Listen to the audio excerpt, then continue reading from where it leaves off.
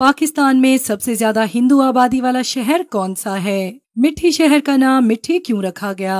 मिठी शहर का पुराना नाम क्या था और इसे किसने रखा था? मिठी शहर को किसने आबाद किया?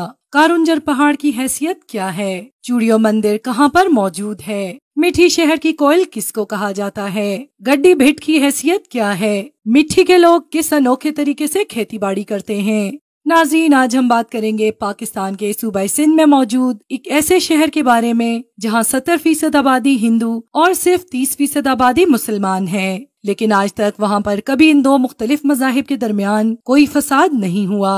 हम बात कर रहे हैं सिंध के जिला थरपारकर के शहर मिठी के बारे में। नाज़रीन, मिठी को थरपारकर का हेडक्वार्टर होने की वजह से बेहद अहमियत हासिल है। थरपारकर के बड़े बड़े दफातर इसी शहर में मौजूद हैं। अगर हम बात करें मिठी की हिस्ट्री पर तो कहा जाता है कि मिठी का पुराना नाम फतेहगढ़ था, जो कि मीर हुक्मरानों ने रखा था, जबकि बाद में इसका नाम तब्दील करके मिठी रखा गया, जिसकी वजह बताई जाती है कि इस शहर को आबाद करने वाली एक औरत थी जिसका नाम मिठी था। नाजरीन, मिठी थरपारकर का सबसे डेवलप्ड शहर है। यहाँ पर अक्सर बड़े बड़े घर दिखाई देते हैं जिनका कहा जाता है कि वो ज्यादातर हिंदू लोगों के घर हैं। अगर बात की जाए मिठी की आबादी की तो यहाँ पर तकरीबन 2 लाख लोग रहते हैं, जिनमें से ज्यादातर अनपढ़ हैं। इसके बाद बढ़ते हैं थरपारकर या मिठी में मौजूद कुछ तारीखी जगहों की तरफ। थरपारकर की एक ऊंची पहाड़ी पर एक मंदिर मौजूद है जिसको चूड़ियों मंदिर का नाम दिया जाता है।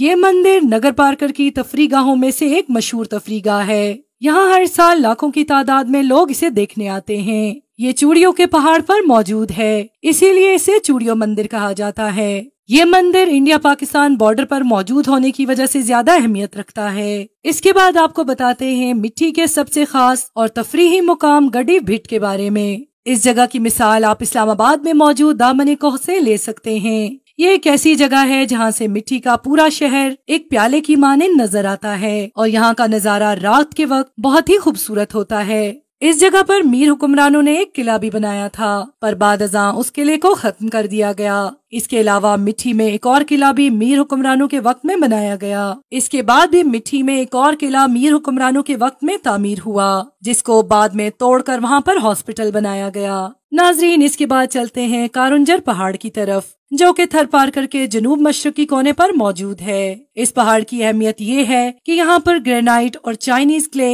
एक बड़ी मिकदार में पाई जाती हैं। नाजरीन, खेमा बस्तियां तो हर जगह ही पाकिस्तान में दिखाई देती हैं, लेकिन क्या आपने कभी खेमा मंडी के बारे में सुना है? अगर नहीं सुना तो हम आपको बताते हैं। मिठी के करीब ही बरसात के मौसम के बाद एक मंडी लगाई जाती है, जिसमें मिठी में उगने वाली तमाम सब्जियां और फल बेचे जाते हैं। सिर्फ यही नहीं बल्कि मिठी में बहुत सी दुकानें भी खेमों में मौजूद हैं। ये मंडी मिठी और थरपारकर के लोगों के लिए बहुत मुफीद है। नाजरीन, मिठी की मशहूर सौगातों में से खुम्बी, चेरगौर सेगराइयाँ बहुत मशहूर हैं। खुम्बी एक मशरूम होती है जिसको पकाकर खाया जाता है और इसका सालन बिल्कुल मुर्ग की सालन की तरह होता है, लेकिन बाज खुम्बियाँ जहरीली भी होती हैं, इसलिए इन लोगों को इस बारे में काफी एहतियात बरतनी पड़ती है। नाजरीन, मिठी में ज्यादातर सब्जियां खुद गो होती हैं, यानी उन्हें उगाया नहीं जाता बल्कि वो खुद उग जाती हैं। अगर बात की जाए इनके अनोखे खेतीबाड़ी के तरीके पर तो यहाँ ऊँटों का इस्तेमाल करके खेतीबाड़ी करते हैं। इनके यहाँ पानी की बेहद किल्लत होती है, जिस वजह से इनको सब्जियों के उगने के लिए बरसात का इंतजार करना पड़ता है। नाजरीन, इसके बाद हम बात करेंगे मिठी के 2 मशहूर सिंगर्स के बारे में, जिनमें से एक सादिक फकीर और दूसरी माई भागी हैं, जिनको सिंध की कोयल भी कहा जाता है।